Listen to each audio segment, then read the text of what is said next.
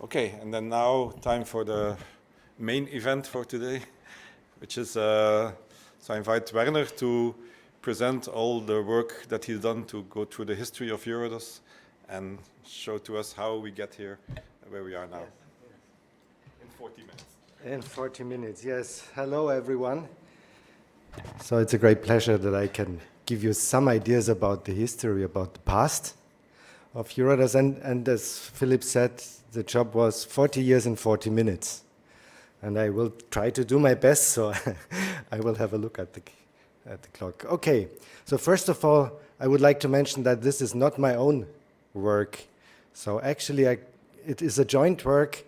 So Pascal Pihet and Helmut Schumacher helped a lot, so we did it jointly together. So if you wish, it's 3 previous chairs looked at the history. It is based on a systematic review of relevant documents, and this includes council minutes. So we had even the minutes of the first council meeting. We found that. General Assembly minutes, correspondence, project reports, and so on and so forth.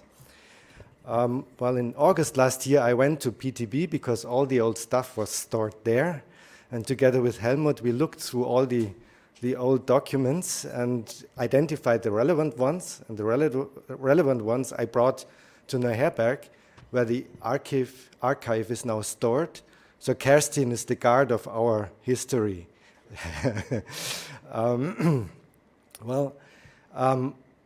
We got a lot of comments from the current council members already, and also from Hans Menzel, who was one of those who were present almost from the beginning, I would say. So this was really helpful.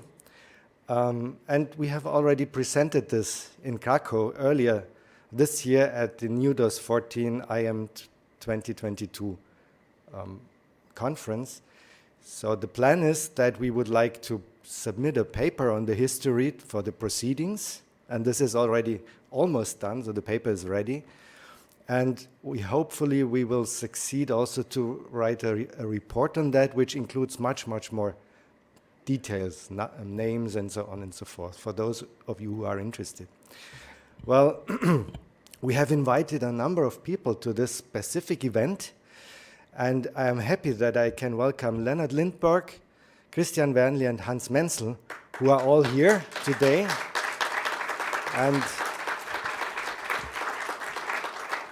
And we have also invited some others who sent apologies, but sent best wishes for us.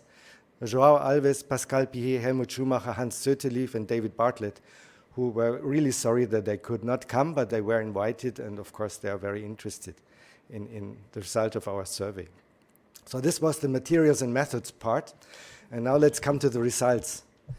This is the first decade, and we tried to characterize the 4 decades by phrases, and this phrase was "an idea came true." This is what characterizes, in our view, the first decade. So the early activities in Europe in the 1970s, they saw an increasing interest of using neutrons in radiotherapy at that time, interestingly, and there were some activities in this respect. There was a neutron dosimetry intercomparison organized by ICRU, initiated by ICRU, a second intercomparison by the Commission. There was a group called CENDOS, the Committee on the Collection and Evaluation of Neutron Data Used in Dosimetry. So there was some interest. But then there was a contractors meeting in Homburg-Saar in Germany in 1982 in autumn. And it became clear during the discussions there, this is how I interpreted this, of course I was not there, that it would be beneficial to have international cooperation and advancing dosimetry in ionizing radiation, not just focused on neutrons, but in general. And it became clear that there was a need for an organization to coordinate those activities. And there was a second meeting organized by the Commission in Brussels, end of 1981, where the purpose was to exchange views on future activities in Europe on dosimetry. And in the minutes, or in a letter I found describing this event, for the first time, EURADOS, the term EURADOS was mentioned, the European Radiation dosimetry group. And these were the participants. I mean, I will not read them all, but I think it's important to have this in mind because these names, because at this meeting it was decided to found EURADOS, and those who were present were automatically assigned as the first council members. This is the first council, what you see here. And at that meeting, they already started drafting a first constitution. So this was how an idea was born. And now let's have a look how it came true. Well, the first constitution was finally adopted in 1982. So in a way, this could be seen as the birth year of EURADOS. That's why we are here now and celebrate the 40 years. Now, let's have a brief look at the constitution. A General Assembly is mentioned. We are already mentioned in this first constitution, which executes the aims of the society. It consists of voting members. A council was already mentioned, up to 20 members, which was considered to be responsible for the management and administration issues. The daily management was supposed to be done by the chairperson, Philip, almost as today. And they already pondered on where the money would come from, and so they thought about member fees, gifts, grants, participation fees.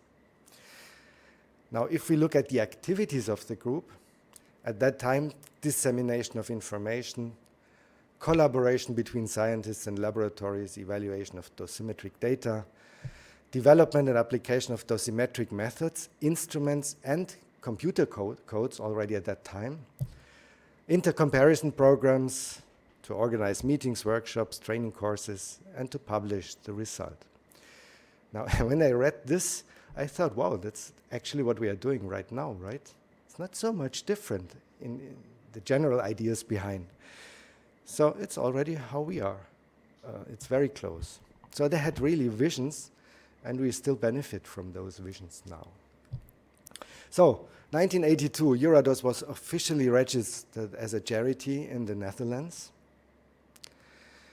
And by end of the year, there were 15 voting members. Now I understand we have 81.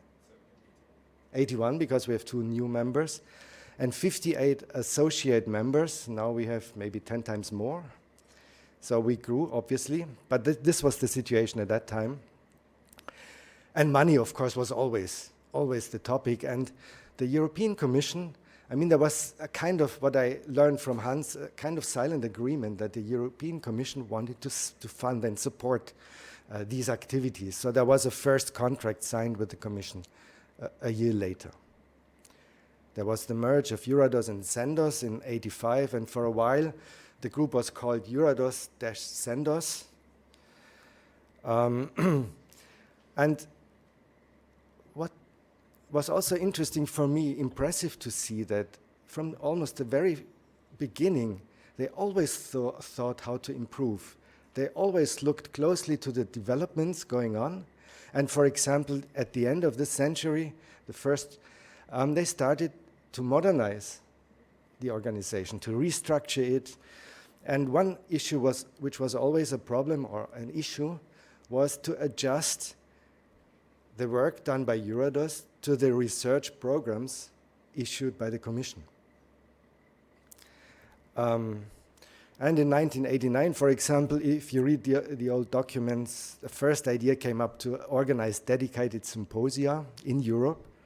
For example, on microdosimetry, neutron dosimetry, which later became the NUDOS series, solid-state dosimetry, and individual dosimetry, which was the IM, individual monitoring series later.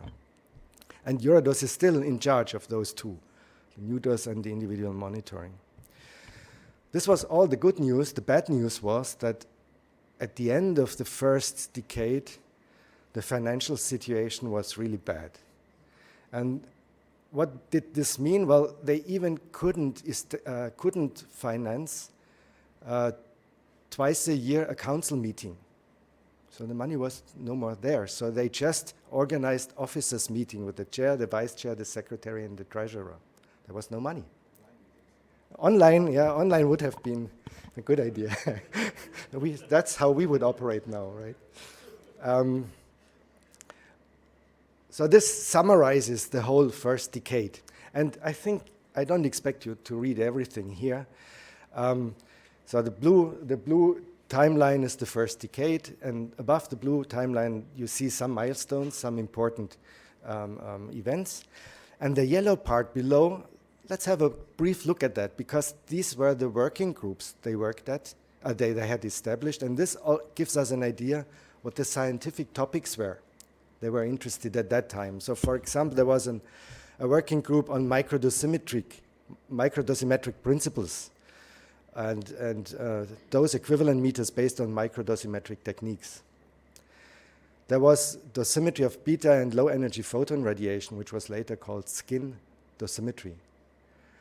Application of thermoluminescence to routine personal dosimetry is still, in a way, an issue today.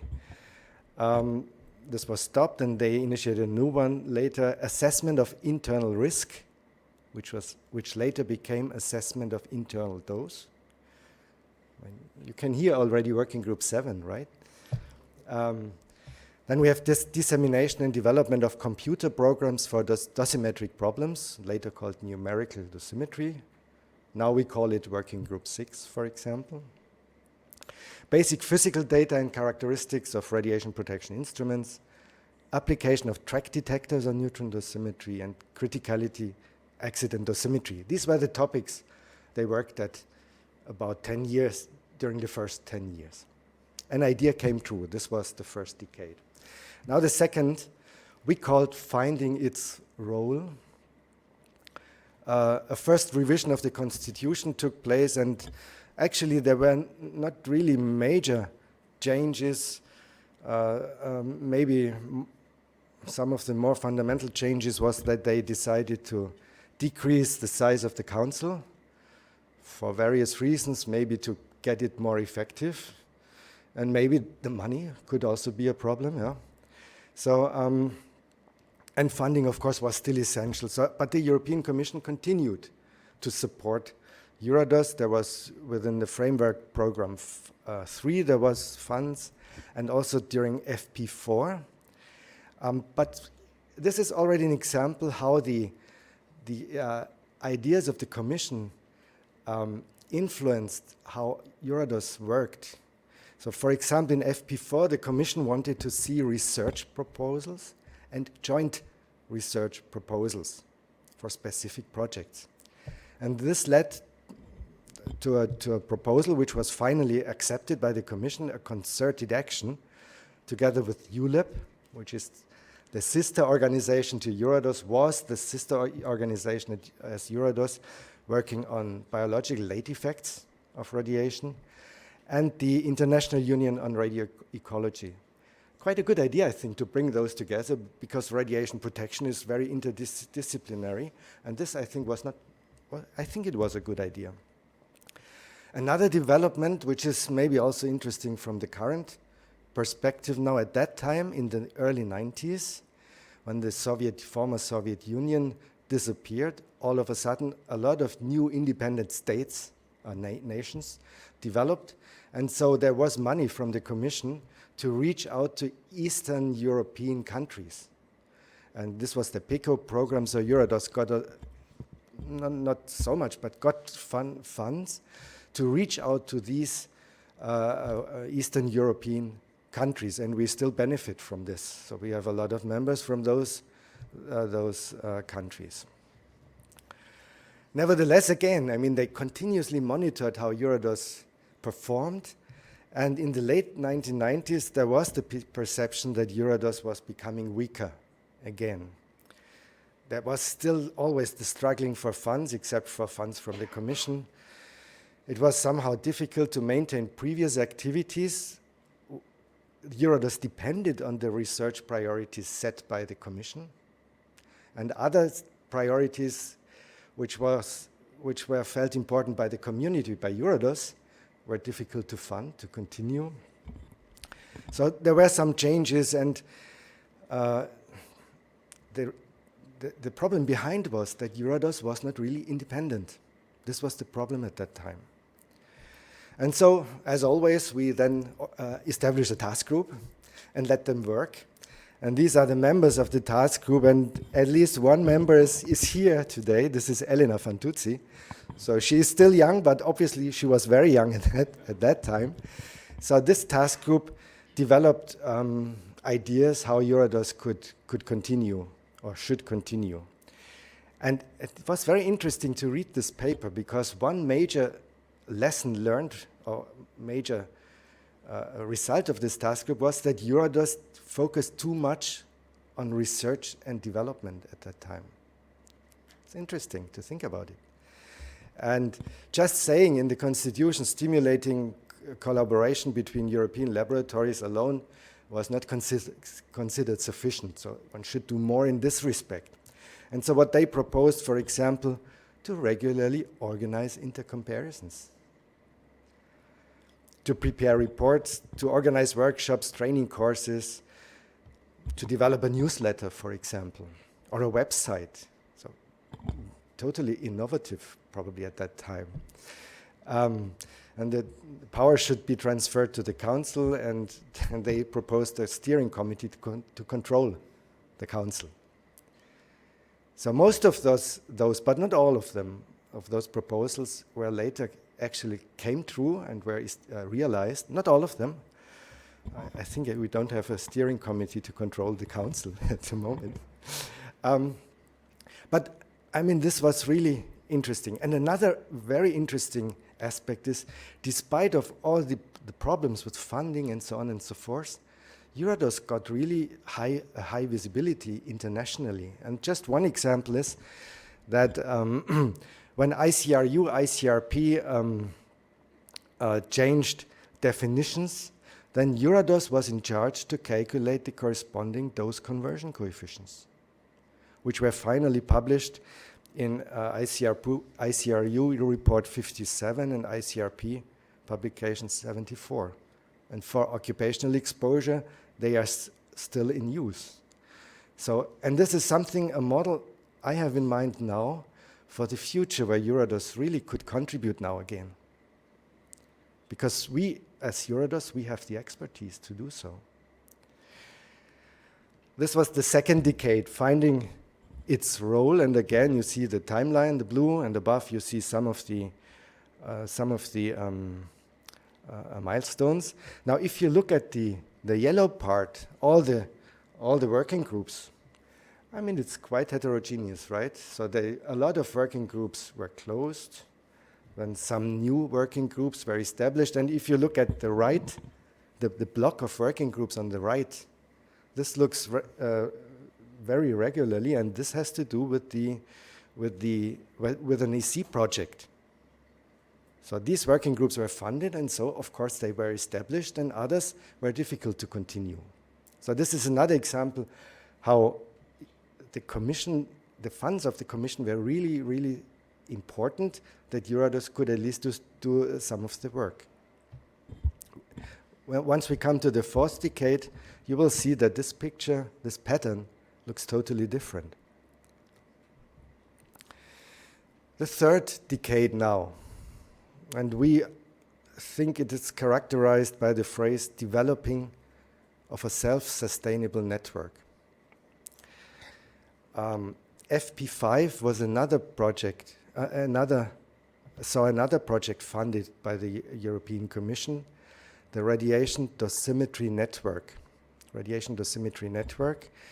So this included funding of some of the working groups, for example, on individual monitoring. I can hear working group 2 now already.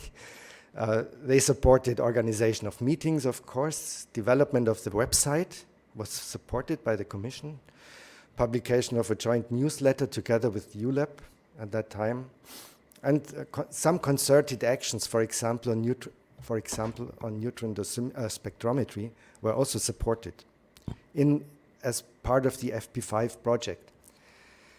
And interestingly, again, for the Commission, this was a kind of, I think I found the wording, transitory modality, because the Commission already started thinking about FP6.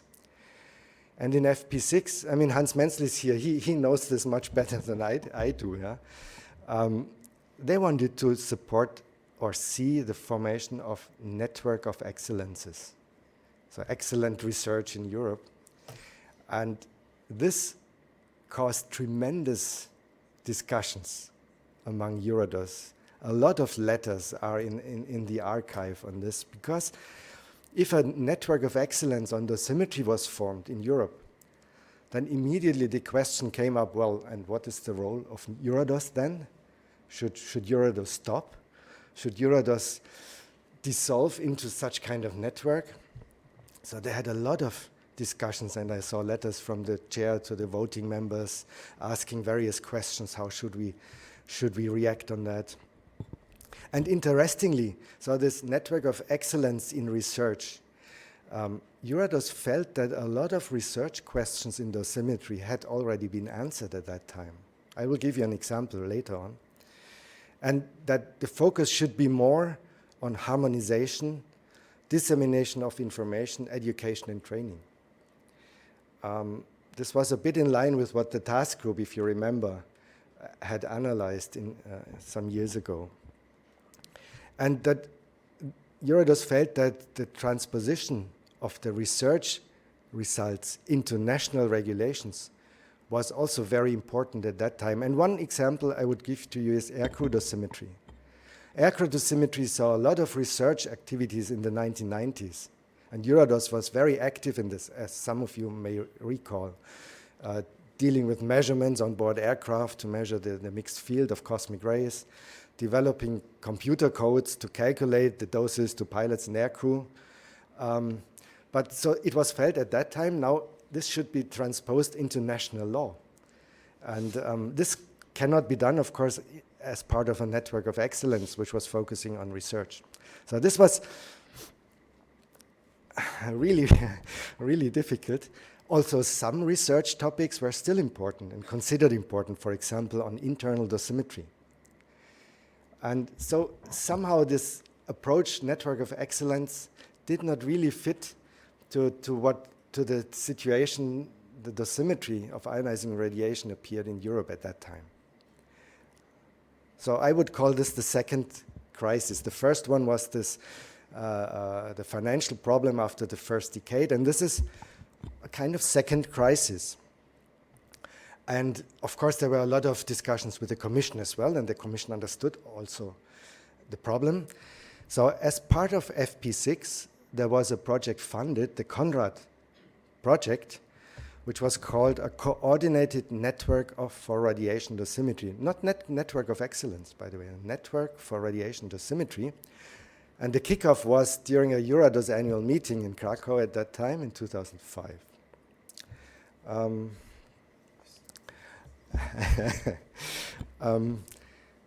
Now, if you look this was a very important project for the future of EURADOS. So let's have a closer look at the Conrad projects. I know many of you were already involved in this project at that time. So of course, project management, the second bullet point will come later, dissemination of knowledge, computational dosimetry was explicitly funded, internal dosimetry, because those were parts where research was still considered important, complex radiation fields at workplaces, radiation protection dosimetry of medical staff. This complemented some other activities EURADOS tried to continue, let's say outside of this Conrad project, for example, harmonization of radiation protection, aircraft dosimetry, environmental dosimetry, patient dosimetry. Now let's have a look at the second bullet point here. Potential for a sustainable network. This was the work package which should give or develop ideas how to develop dosimetry further without of this using this network of excellence approach, but to take into account the specific situation in dosimetry. So this was led by the University of St. Gallen in Switzerland.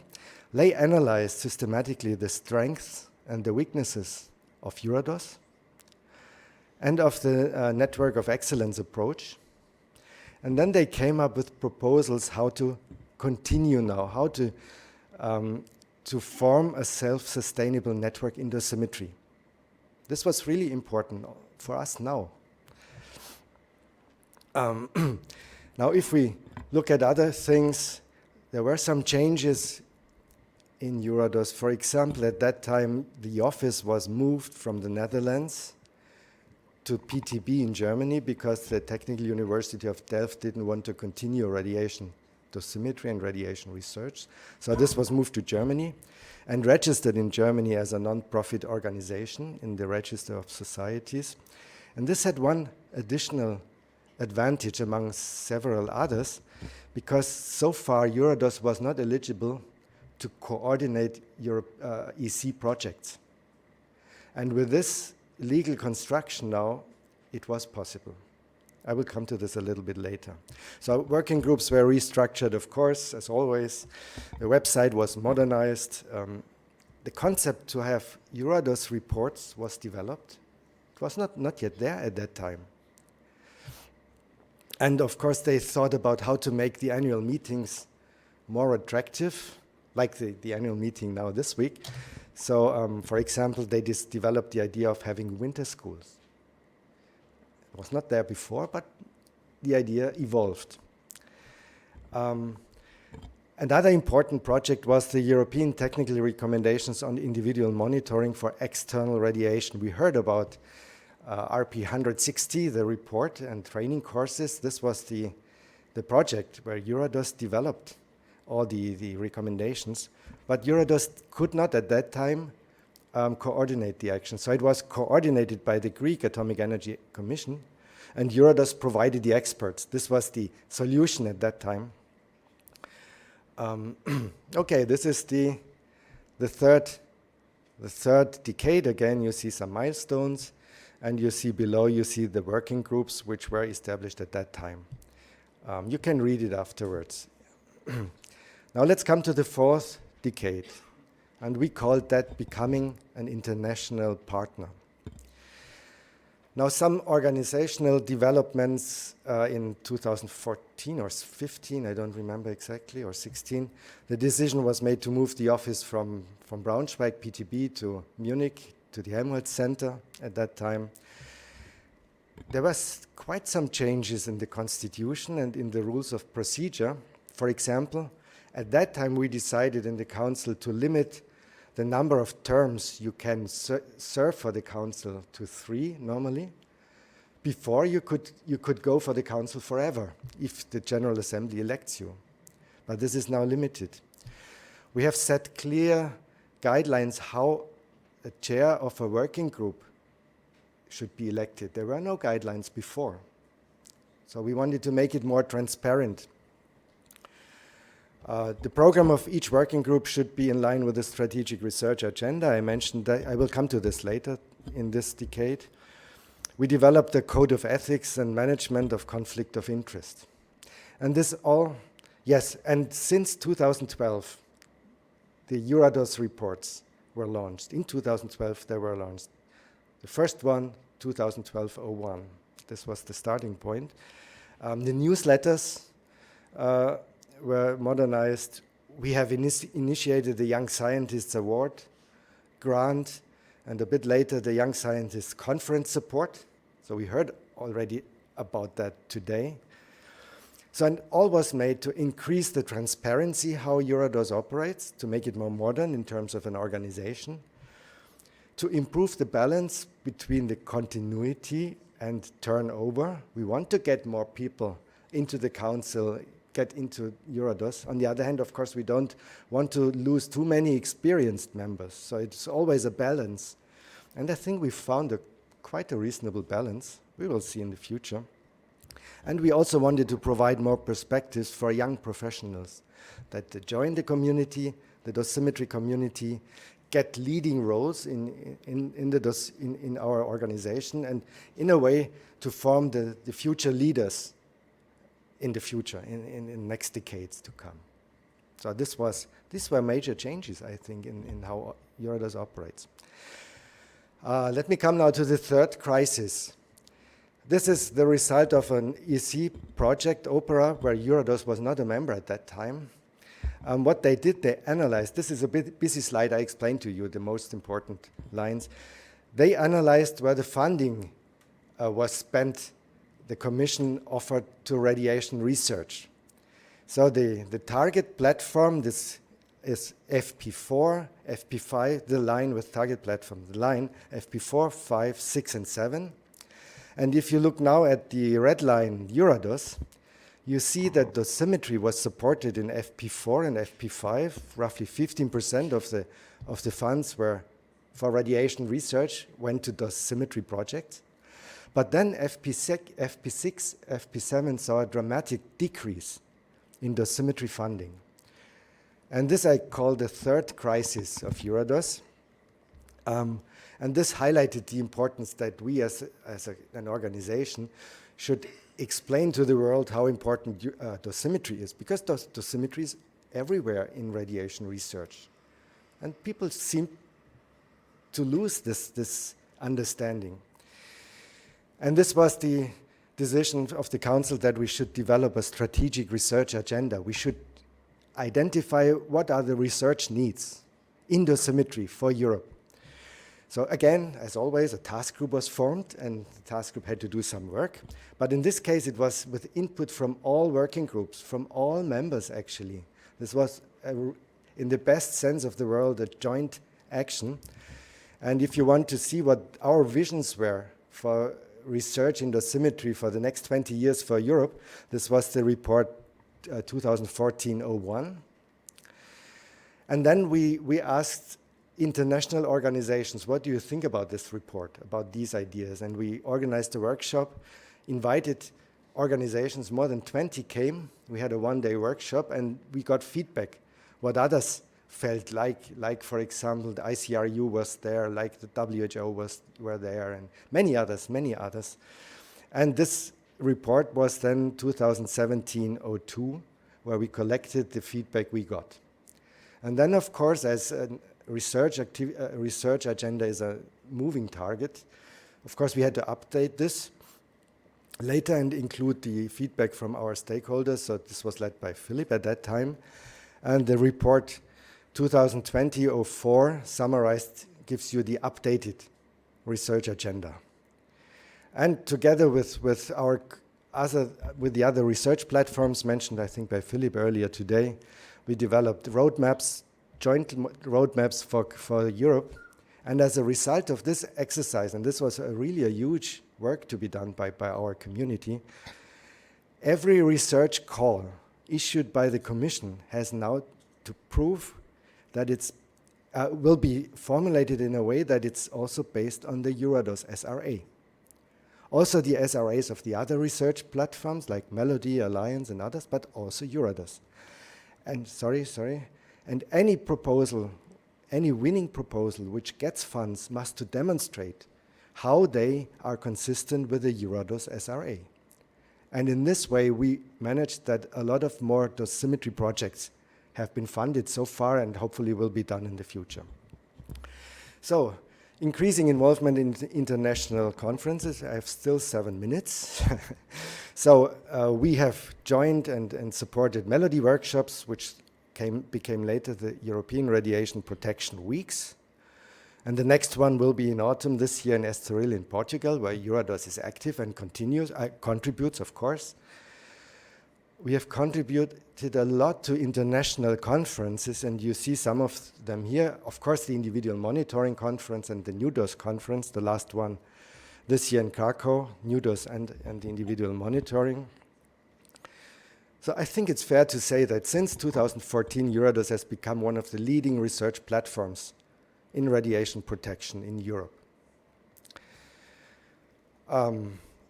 EURADOS also contributed to projects funded by the European Commission. We had another TechRec project now on internal dosimetry. We already heard about the IVIC project on in vivo counting, which comes to an end. Is just coming to an end currently.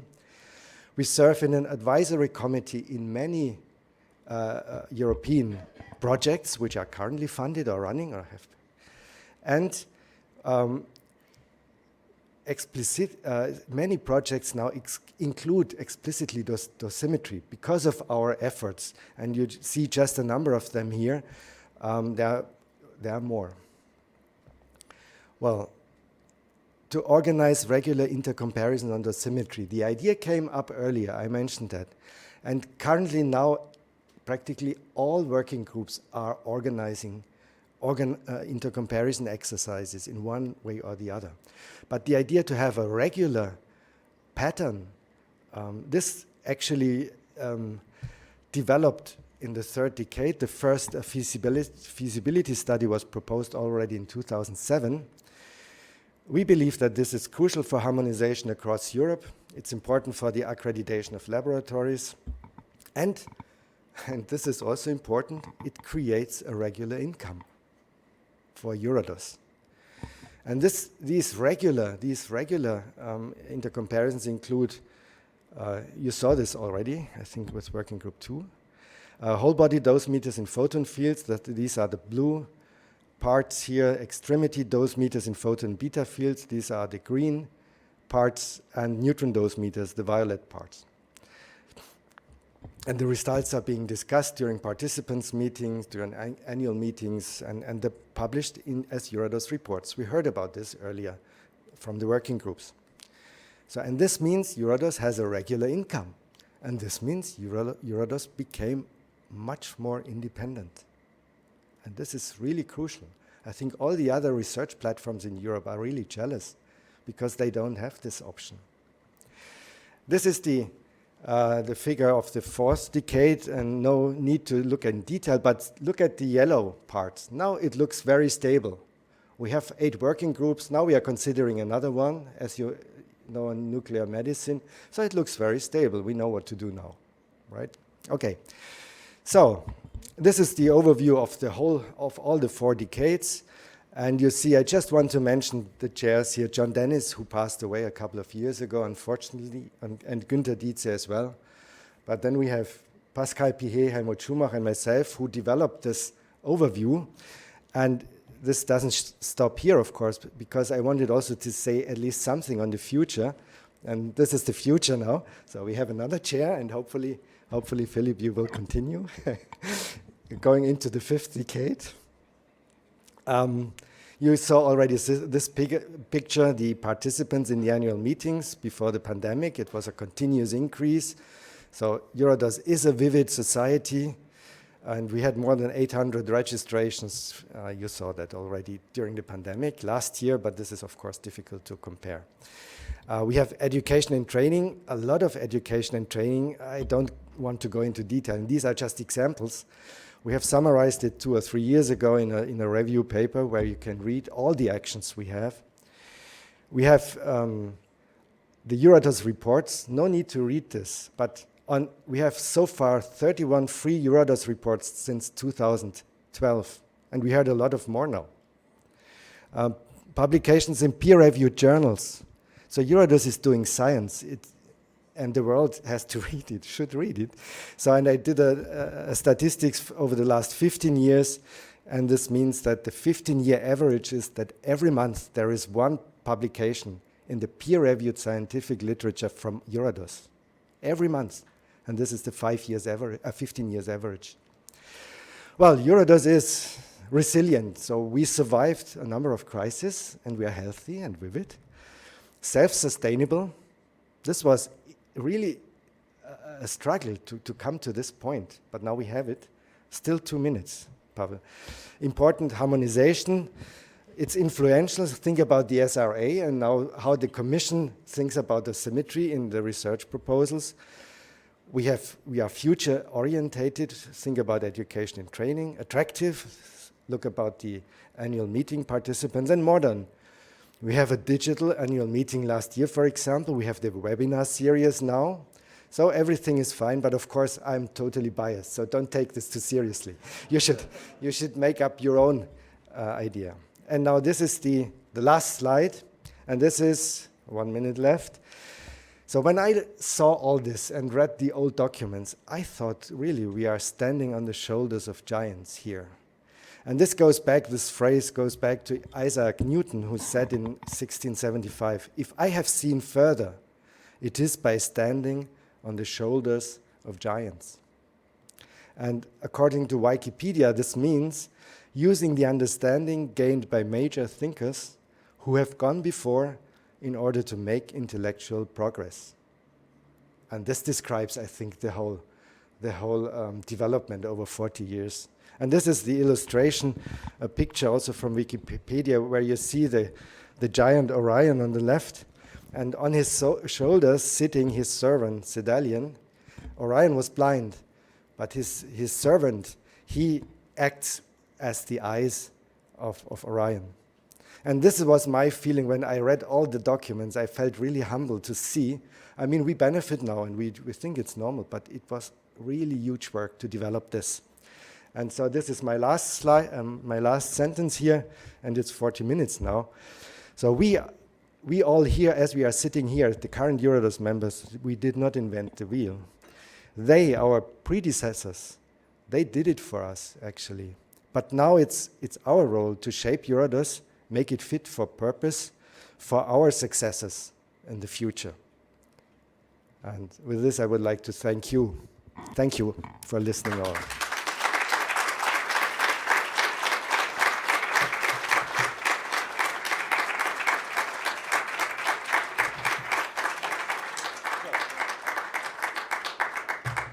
Thank you very much. Very impressive, of course.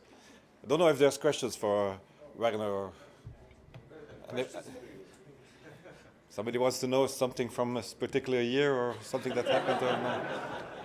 Well, I would say we have some of those giants here. We can ask them during our dinner, huh? Yeah, they are in the dinner.